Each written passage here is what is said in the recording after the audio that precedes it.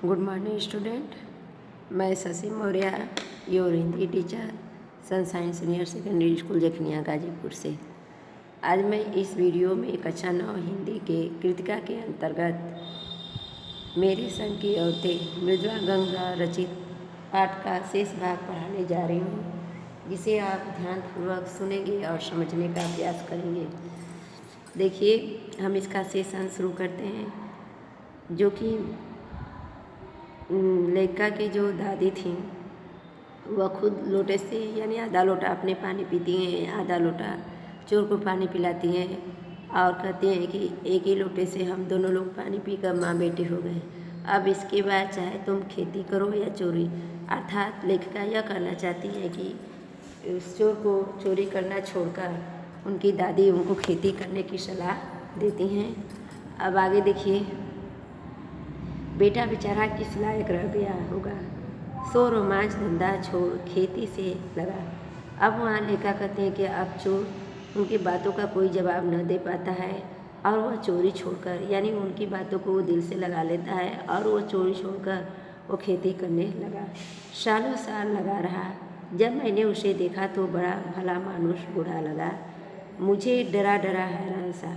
अब करें कि सालों साल यानी सालों साल के बाद जब हमने उसको देखा तो बहुत ही एक अच्छे मनुष्य की भांति मुझे लगा। अब खानदानी विरासत कहिए या जीवाणुओं का प्रकोप, उन दो सनकी बुढ़ियों के बीच मैं अच्छी फंसी। एक तरफ माँ जी के चलते अपनी लड़की होने पर कोई हीन भावना मन में नहीं उपजी, दूसरी तरफ नानी के चलते देश की आज़ादी को लेकर नाहक रोमानी हो रहा मतलब हीन भावना। अब यहाँ पर लेखिका कहती हैं कि उन दो बुढ़ियों यानी दादी और नानी के बीच में करें कि हम अच्छी फंस गई। एक तरफ माँ जी के चलते उनको लेखिका को करें कि लड़की होने का हमारे अंदर कोई भी हीन भावना नहीं उत्पन्न हुआ और दूसरी तरफ नानी के चलते देश की आज़ादी को लेकर भी कोई हीन भावना नहीं उत्पन्न हुआ। आगे देखिए, 15 अगस्त 1947 को जब देश को आज़ादी मिली, या कहना चाहिए कि जब आज़ादी पाने का जश्न मनाया गया, तो दुर्योग से मैं बीमार थी। आप कह रही हैं कि 15 अगस्त 1947 को जब हमारा देश आज़ाद हुआ और उस समय पूरे देश में आज़ादी का जश्न मनाया जा रहा था, तो मैं दुर्भाग्यवश उस समय मैं बीमार थी। उन दिनों टाइफाइड खासा जानलेवा रोग माना जाता था, इसलिए मेरे तमाम रोने धोने के बावजूद भी डॉक्टर मुझे इंडिया गेट जाकर जश्न में शिरकत मतलब शामिल होना शिरकत करने की इजाज़त नहीं थी।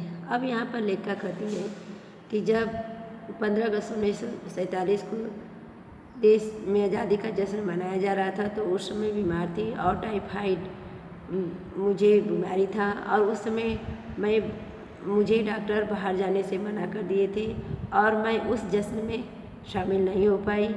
चूँकि डॉक्टर अपने नाना के परम मित्र, उनसे ज़्यादा नाना थे। अब वो कह रही हैं कि चूँकि वो डॉक्टर नाना के परम मित्र थे और उससे भी ज़्यादा मुझे मना करने वाले हमारे नाना थे, इसलिए हमारे पिताजी जो बात बात पर सत्ताधारियों से लड़ते फिरते थे, चुप्पी साध गए। मैं बदस्तूर रोती कलपती रही और कह रहे हैं कि उस समय हमारे पिताजी भी जो कि सत्ताधारियों से यानी शासन करने वालों से हमेशा लड़ते झगड़ते थे, लेकिन उस समय वो भी चुप रह गए और मैं पारंपरिक ढंग से दुखी होकर रोती रही। क्या कोई बच्चा इकलौती गुड़िया के टूट जाने पर रोया होगा? मेरी उम्र तब 9 वर्ष की थी। अब कह रही है लेखिका कि मैं उस भांति रो रही थी कि जब कोई बच्चा एक इकलौती गुड़िया के टूट जाने पर रोया होगा, ठीक मैं उसी भांति रो रही थी और उस समय हमारी उम्र 9 वर्ष की थी। इतनी छोटी नहीं कि गुड़िया से बहलती और इतनी बड़ी नहीं कि डॉक्टर के तर्क समझती। अब करें कि मैं इतनी भी छोटी नहीं थी कि गुड़िया देने से मैं बहल जाती है और इतनी बड़ी भी नहीं कि डॉक्टर की सलाह को ही समझती। तंग आकर पिताजी मुझे ब्रदर्स कराम जो उपन्यास पकड़ा गए और मुझसे परेशान होकर, तंग आकर, परेशान होकर जब मैं जश्न में यानी आज़ादी के जश्न में जाने के लिए रो रही थी तो मुझसे परेशान होकर हमारे पिताजी हमें एक ब्रदर्स का वो उपन्यास हमें पकड़ा दिए। किताबें पढ़ने का मुझे मिराक था। अब देखिए यहाँ पर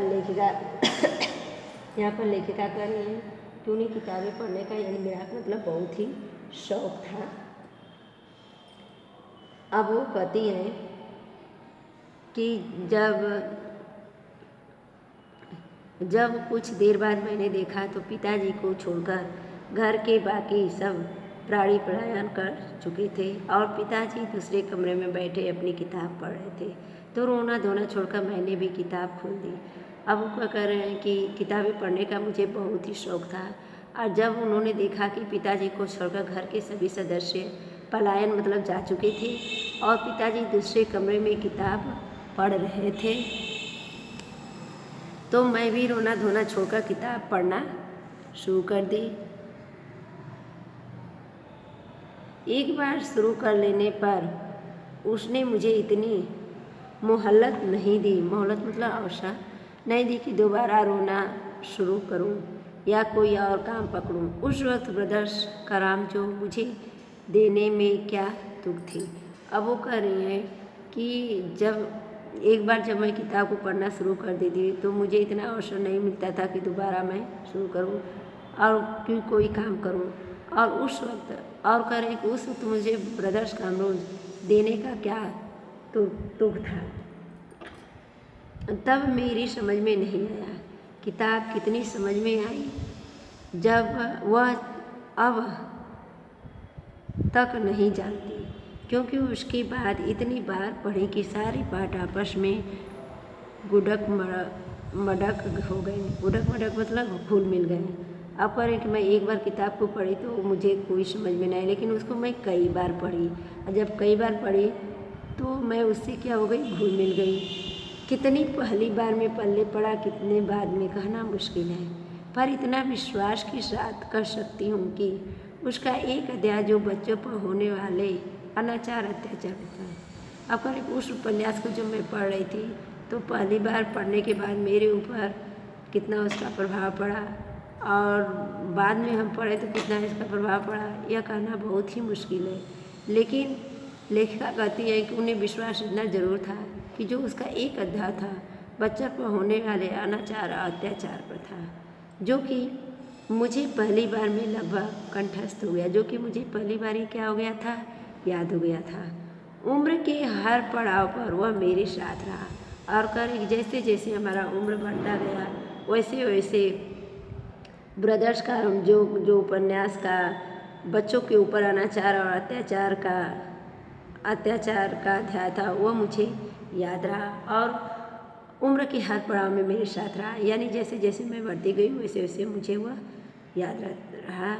मेरे लेखन के एक महत्वपूर्ण भाग को प्रभावित करता रहा, जैसे जादू का कालीन, मेरा नाटक नहीं वह 3 किलो की छोरी जैसी कहानी, वह कंठ गुलाब उपन्यास के कई हैं। और करें कि जैसे जैसे हम बड़े हो गए और लेखन का कार्य करने लगे वह उपन्यास हमें प्रभावित करने लगा और जो उपन्यास लिखा, कहानी लिखा, उसके कई अंश उसी अनाचार और अत्याचार पर था। आगे देखिए, माँ जी की मन्नत का असर रहा होगा कि मैं नहीं, मेरी चारों बहनें भी लड़की होने के नाते किसी हीन भावना की शिकार नहीं हुई। नानी माँ और परदादी की परंपरा बरकरार रखते हुए लीक पर चलने से भी इनकार किए रही। अब करें कि माँ जी का मन्नत का असर रहा होगा कि मैं या मेरी चारी बहनों लड़की होने के नाते कभी भी हीन भावना का हम लोगों शिकार नहीं हुए।